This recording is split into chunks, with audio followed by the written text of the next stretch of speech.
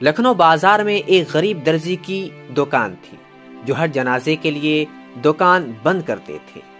لوگوں نے کہا کہ اس سے آپ کے کاروبار کا نقصان ہوگا۔ کہنے لگا کہ علماء سے سنا ہے کہ جو کسی مسلمان کے جنازے پر جاتا ہے کل اس کے جنازے پر لوگوں کا ہجوم ہوگا۔ میں غریب ہوں، نہ زیادہ لوگ مجھے جانتے ہیں، تو میرے جنازے پر کون آئے گا؟ اس لیے ایک تو مسلمان کا حق سمجھ کر پڑھتا ہوں، اور دوسرا یہ کہ شاید اس سے ہی اللہ پاک راضی ہو جائیں۔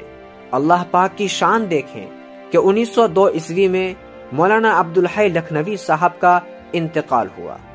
ریڈیو پر بتلایا گیا، اخبارات میں جنازے کی خبر آ گئی۔ جنازے کے وقت لاکھوں کا مجمع تھا، پھر بھی بہت سے لوگ ان کا جنازہ پڑھنے سے محروم رہ گئے۔ جب جنازہ گاہ میں ان کا جنازہ ختم ہوا تو اسی وقت جنازہ گاہ میں ایک دوسرا جنازہ داخل ہوا اور اعلان ہوا کہ ایک اور عاجز مسلمان کا بھی جنازہ پڑھ کر جائے۔ یہ دوسرا جنازہ اس درزی کا تھا۔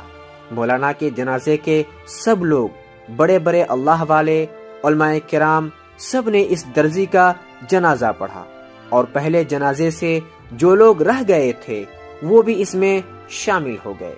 اس غریب کا جنازہ تو مولانا کے جنازے سے بھی بڑھ کر نکلا۔ اللہ اکبر۔